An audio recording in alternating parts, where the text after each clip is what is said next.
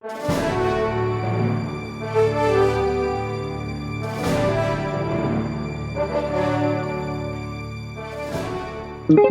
everybody, this is Grandmaster Damien Lemos for OnlineChessLessons.net.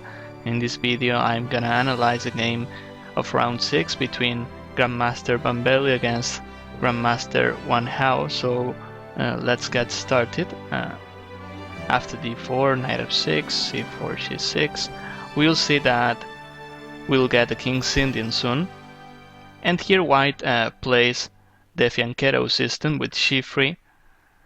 Right now it's not a king's Indian yet. I mean, if white plays something like knight c3, black can still play d5, and here we get a Granville defense.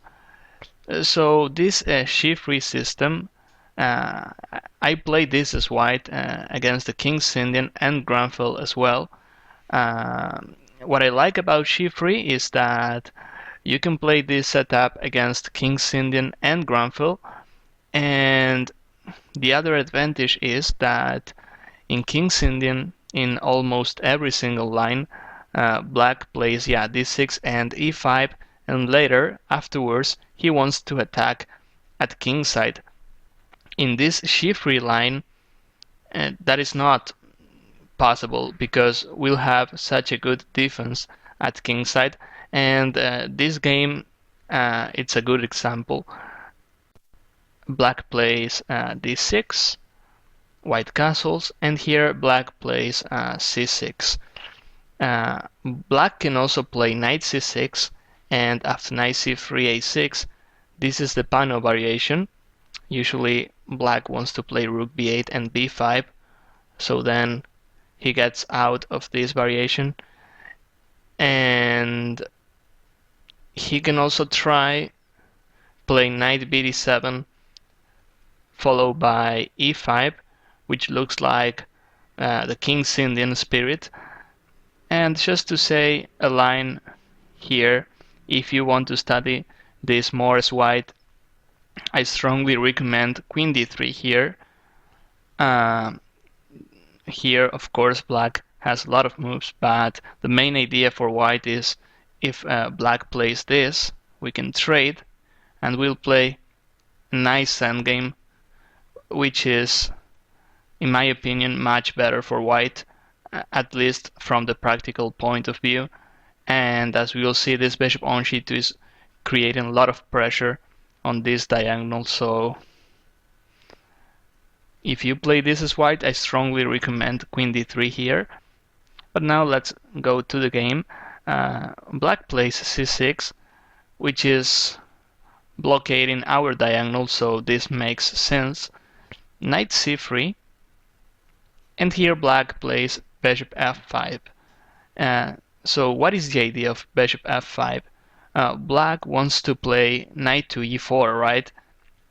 And then he's controlling the center, and what is more, he's trading off a couple of pieces, right? And if he trades off some pieces, then black is closer to equality. So as white, we should stop this somehow. And the best move is knight e1. Basically, we stop knight to e4, and we want to play e4 ourselves. Here black plays queen c8. If he plays d5, trying to stop e4, then we'll play queen b3. And looks like white is winning a pawn here. So queen c8. And we play e4. We'll see that as white, we'll get a strong center here, and this center is offering us a nice space advantage. Black plays bishop h3. If he goes bishop c4 here, we can just play f3.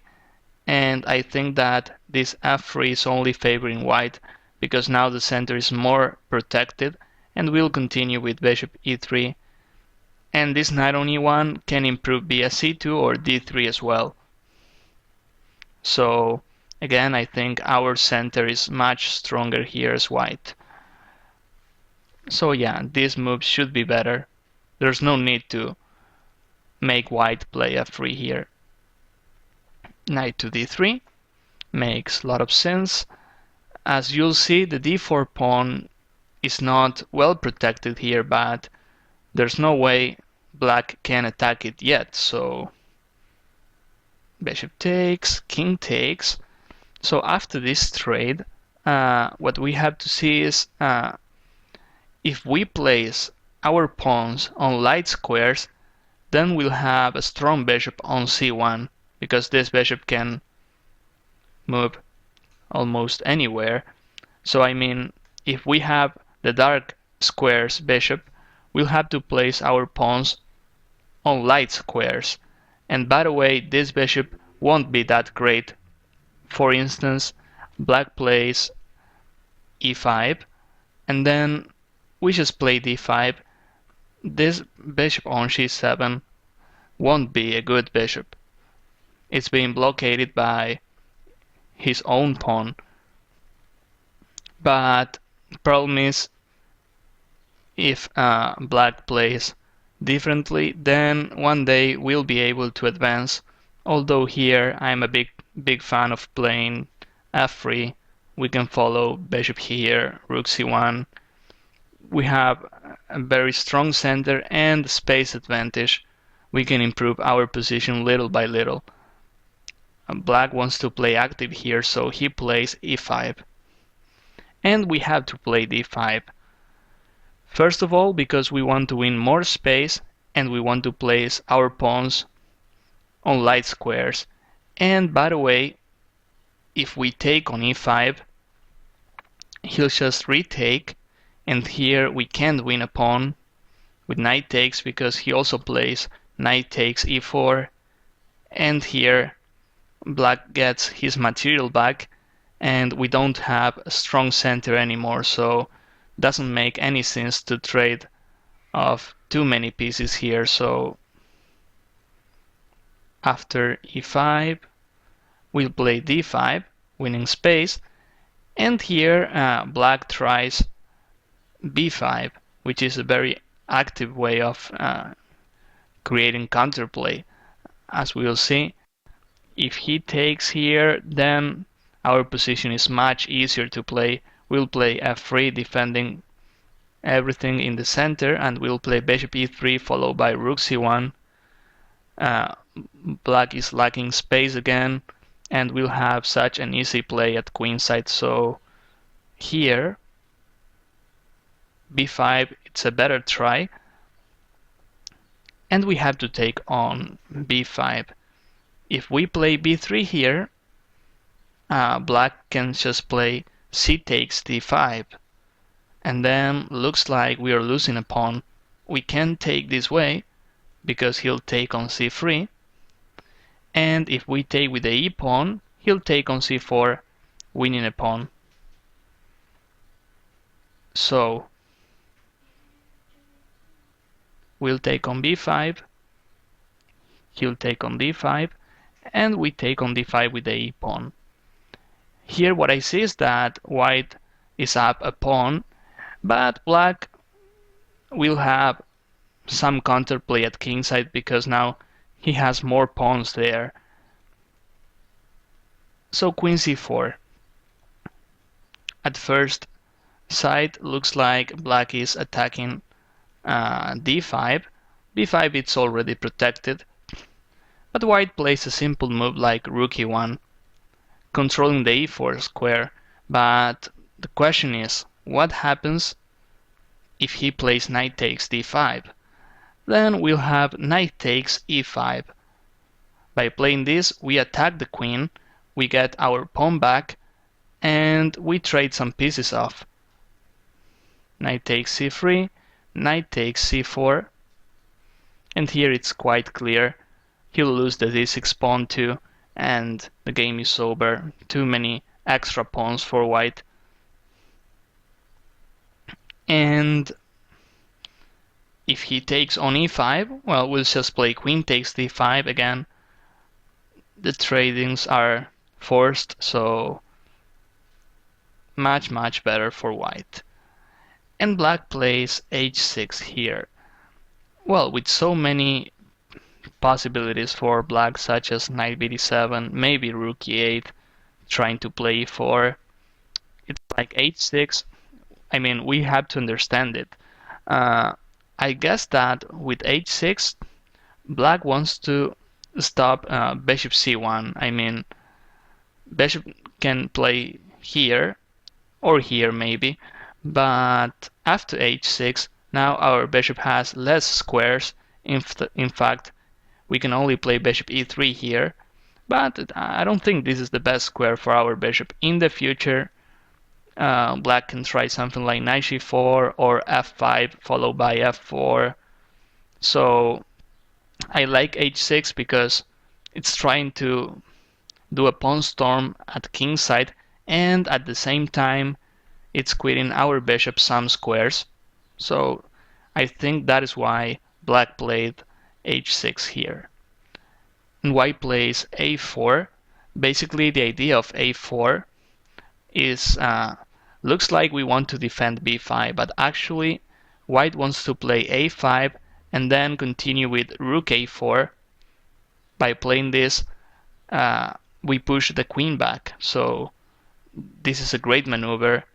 Then we bring our rook to the game and we push the queen back too. So after a4, black plays knight bd7 and a5. First we want to play this, and we also quit this square for this knight, so he can play knight b6, so he can't put more pressure on d5. And black plays e4. Makes a lot of sense because now we are pushing his queen back in the next move, and he won't have any counterplay then. So he plays e4, attacking the knight. We'll have to play knight f4. Obviously we can't play this one yet because of queen takes d3. So knight f4 makes a lot of sense. And c5. Rook a4. First of all, we push that queen back, which is so annoying, and queen c8. And here knight f e2. If we play knight h5 here, which looks correct because we are trading off some pieces, then knight takes, queen takes. I guess that this is not that easy as white, because now, as you'll see, there are a lot of threats, and black has a lot of holes for knight d7. So I don't really think this is what we want to play as white. If we play knight f e2, we keep some pieces on board, but it's gonna be harder for black to play f5 and create an attack at kingside. And what is more, we still threat knight takes e4 in some lines, so black plays knight c5, rook c4, makes a lot of sense. Now we threat b4, winning a piece, queen d7, knight d4, makes a lot of sense too. In some lines we can play knight c6 and we'll have a powerful knight there. And he plays rook a e8. Again, makes a lot of sense for black to bring all his pieces to kingside, because at queenside we have such a powerful pawn pair here, right? I mean, it's like the b pawn is gonna decide this game, and if black has some counterplay, should be at kingside. So here comes a nice move, in my opinion, h3. For instance, here black is gonna play knight d3 anyway, and I think there's no way to stop it. So as white, I've never played something like b4 here because he's playing this anyway. So I think that h3 it's better, so we protect our king, we stop some jumps. I mean, the queen can't come closer. It's a great defending move. Knight d3 and rook e2. Right now everything is protected. In some variations we can consider playing knight takes e4 and then taking the knight on d3. But black plays knight to e5, attacking the rook. Rook b4, Here we'll see that we get a repetition, but then white decides to play for a win, and I think this is correct since we have the extra pawn and we have good defensive resources at kingside too. And knight to f3. Here, as black can't attack with his pawns much, he decides to play knight f3. And yeah, makes sense. And now, as white, we should not take that knight. White plays knight c6, but we have to say that if he takes, this is dangerous. Now the king doesn't have a way back home, and we can get mated easily here. So there's no point in taking on f3. We can just play knight c6. I know this knight on f3, it looks dangerous, but right now we should see that there are no threats for black yet, so knight c6 makes sense. Black plays queen f5, and here b6 looks so easy, right? Although playing this in the real game shouldn't be that easy, I think. But right now we are trying to make this b-pawn the advantage. And I think this is, as I said before, deciding the game, right? Knight to e5, and then b7. Queen f3. Well, I think now if he takes, for instance, we'll just retake, and then we have two pawns about to promote here, so doesn't make any sense for black to play this. Queen f3, then just king g1 and no threats. So I think queen f3 should be the best try. I don't see anything else for black here. If he plays knight f d7 trying to stop this promotion, then the e4 pawn is falling too, right? I guess so many winning moves are like rook takes maybe, or knight takes, e4. If I were black, I would try attacking as well here. And knight to d3. And here rook c2. Well, we can promote as well, but if you see the position here, this rook can't do anything to stop promotion, right? So it's like we can promote later, and the thing is, he's attacking, and the best thing we can do when we are facing an attack is we can trade pieces, right? And in this case, we trade queens. If queens are off, then there's no attack anymore, so rook c2 makes a lot of sense. And black trades. What happens if he goes back? If he goes back, which makes sense because black wants to keep queens on board, then we'll just promote, and after rook takes, we are not taking the rook, but knight check, and then we take the queen, and obviously here we're winning. So black to take, knight takes, and knight takes d5. But here, without queens, as I said, should be much easier for white. We're about to promote soon. And here, as said before, trading should be the way. Knight b6, rook a5.